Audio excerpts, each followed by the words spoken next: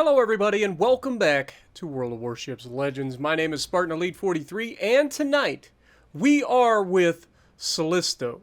And we have a little score to settle. Now, I can't remember if I think it was in a Hive stream.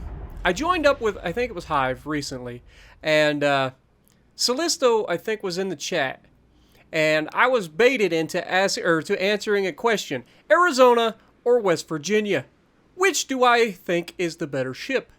And, of course, I went with Arizona.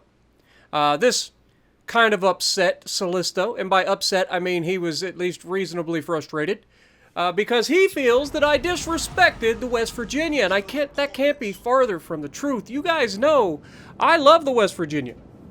But when it comes down to consistency, Arizona beats it all day, every day, and twice on Sunday.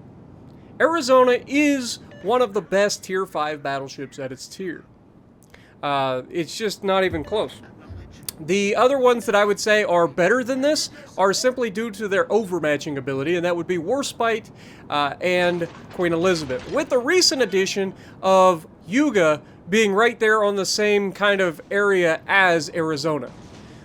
They're all very, very strong and very good at Tier 5. Now, you may have noticed we're not actually top tier here. We are bottom tier. It is the Tier 6 match.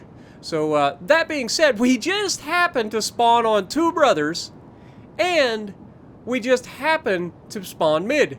So what does that mean? We going in, boys. Batten down the hatches. Spartans doing it again.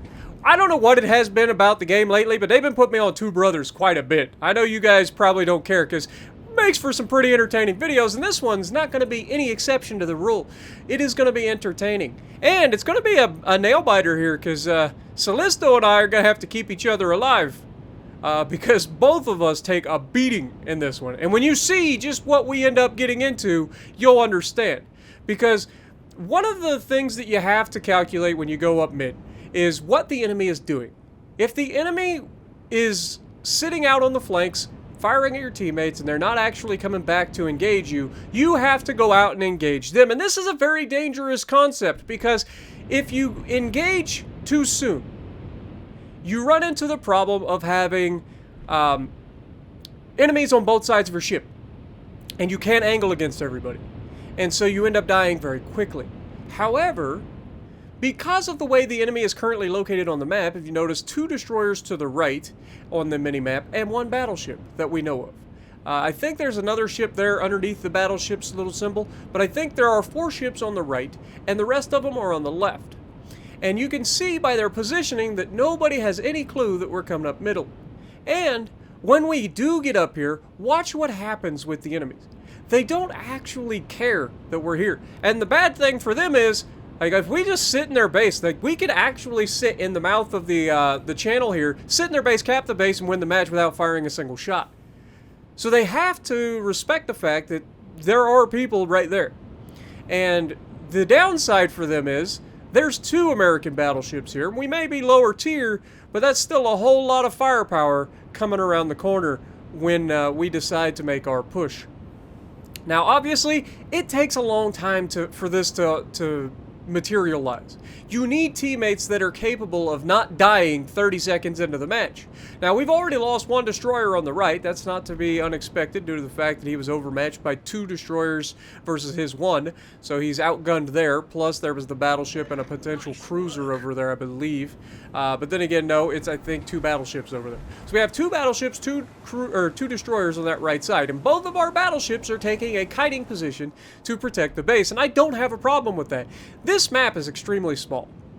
So when you get into a position where you're being chased in 2 battleships by 2 battleships and 2 destroyers, you don't have a choice. Sometimes you got to kite. And this is what I always bring up.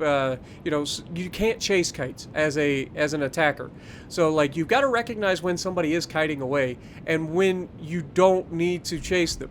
And you play objectives. Now, we are playing objectives here.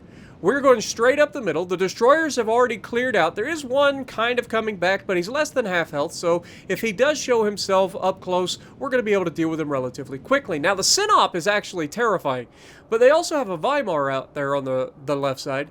to go with their Synop, and I believe a King George, question mark, that's over there. But Callisto and I recognize that nobody's here. We need to get out of this and actually engage our enemy. Now, the Synop is broadside right now, but for whatever reason, he just happens to go forward at the perfect time to keep us from absolutely kerblasting him. It is one of those things where the timing couldn't have been better. He had no idea we were here, but he just happens to move up at the right time. Now, we do catch him here coming around the edge of the island. He, again, didn't see it. We get one Citadel, 24,000 damage done right there. Tier 6 broadside. I mean, it doesn't matter. Now, obviously, we're getting shot by the I think King George out there. So we got 2 Tier 6 battleships. Oh, it's Duke of York. So 2 Tier 6 battleships and a Tier 6 cruiser on this left flank. So Callisto and I got our work cut out for us, is what I'm saying. And the Synop rightfully makes the call of coming back in. Now, obviously, Duke of York's still begging for it. Synop is my biggest threat, though. Duke of York does not worry me. He can't overmatch me with his little tiny pea shooters. Remember, he's got like 13-inch guns or something like that on that little thing. It's not the 15-inch guns that you get from the Queen Elizabeth. It's a King George. It goes from 15-inch guns, which are 381 millimeters, down to like 300 and something. So maybe it's 12 or 13-inch guns. I can't remember. They're not the 14-inch guns like we have. They're actually smaller. Not that we can overmatch him either. But Synop has taken up a good position here. He's bowing to us. He's getting his firepower to bear. You can see I am aiming for that bow side plating a little bit. But Duke of York, I recognize, is about to make a really dumb turn. So we're going to go ahead and focus him. See if we can't blap him here on his way through. And we do get a very good shot. Synop is taking up his position behind the island, but that's a double-edged sword, because not only does it protect him, but it protects us. I can use this island as well. Now, Callisto is kind of bow-tanking him, which is not a good idea because he does overmatch. Now, both of these guys overmatch one another. Callisto has 16-inch guns in the West Virginia, so he can go straight through the bow of the Synop as well. So both of these guys are taking a bow-in approach. Both of them are fully capable of removing each other very quickly. And I'm over here trying to fight this Duke of York, who is just absolutely HE spamming the crap out of me. But we aim high there into the upper side plating and the superstructure. We get another good result. We're at 50,000 damage done, and we're looking at the potential to potentially shoot through the gap here over the island and get the broadside kill on the Synop. And I think he recognizes it. Again, showing that this guy understands positioning and that he knows that he can't just sit there, because I can potentially lob that island and it would be devastating. However, he does make a crucial mistake here and actually overruns the island protection and basically guarantees his own demise. Because as soon as your citadel is visible, we take the shot. But actually, the downside is I take the shot and I think that we hit most of our shells into Callisto, which is real unfortunate. It's either that or we hit the island. But either way, we're trying to get angled. Again, we don't have the bow armor to take a shot from the Synop. We don't want to sit broadside to the guy, obviously. So we want to try to get angled as best we can. Arizona has very good side armor, as we're about to showcase. He does get a nasty hit on us, but doesn't do any Citadel damage or anything like that. And at this angle, American Armor Piercing gonna do what American Armor Piercing does, is we get the triple Citadel and the Death Strike and the absolute beautiful thing that is the Arizona. Now, obviously, Callisto and I, we're both in trouble. We're both low health. We both still have a very nasty DPM cruiser in a tier 6 match, and we also have a very nasty DPM HE spamming Duke of York out here. So we've got to try to stay close to one another so that we have Will to Rebuild going. And you can see Will to Rebuild is active. And Will to Rebuild is incredibly broken. Like, it is stupid broken. Now, at this tier, it's not as bad. But at tier 7 and legendary tier, Will to Rebuild is disgustingly broken. And anybody who says it isn't is a liar. Like, we all know. As Battleship mains, we all know what Will to Rebuild is capable of. Like, we've all been in those situations where we have a battle buddy and the enemy doesn't, and they can't kill us because we're just essentially zombie ships. But we've managed to stay in the base for a long time. We've managed to help even out the ships against our team. So we're tied up on ships. Though we've lost 2 destroyers, they've only lost 1. Our team has taken up a position to help defend the cap, and it's up to Callisto and I to essentially hold this side all by ourselves. And there is still a destroyer out here. So you can see I'm trying to get closer to Callisto because I'm not sure exactly what his will to rebuild range is. I'm assuming it's maxed out as well.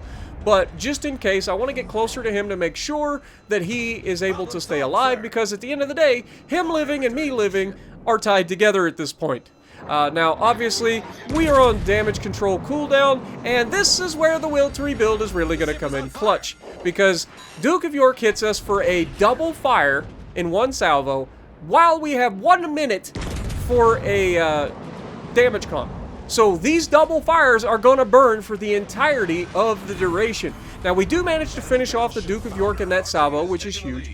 And so we have the ship advantage, largely due to just Callisto and I managing to hold this side.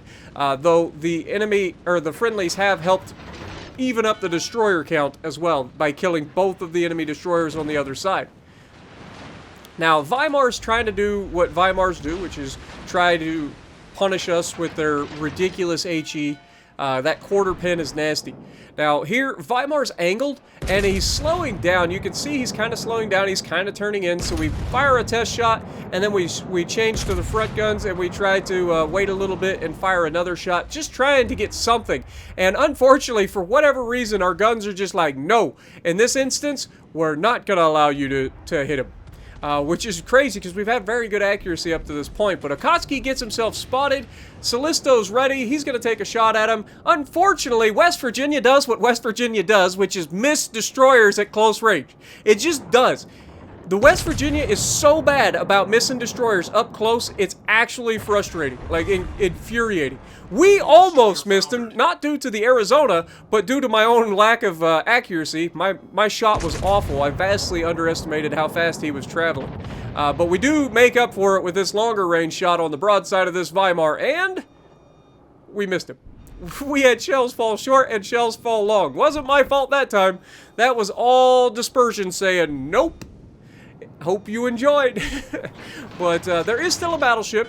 He was last spotted heading to our cap, so I'm going to turn around and try to go maybe intercept and see if we can't get a little bit of more damage. We are capping their base. We have 35 seconds left before we finish capping, so there is that. We have 97,000 damage, 3 kills, with the depth strike on a tier 6 battleship, which you'll love to see. And Callisto and I have taken a ridiculous amount of damage in this fight. Would you consider will to rebuild for both of us? Like, we have taken a stupid amount of damage from the enemy HE spammers and that Synop. So we've been able to keep ourselves alive. Prince Itel, obviously, not long for this world. He's less than half his hit points. I'm trying to put myself in a position that if he does push into the center, I'm in a place that I can get him.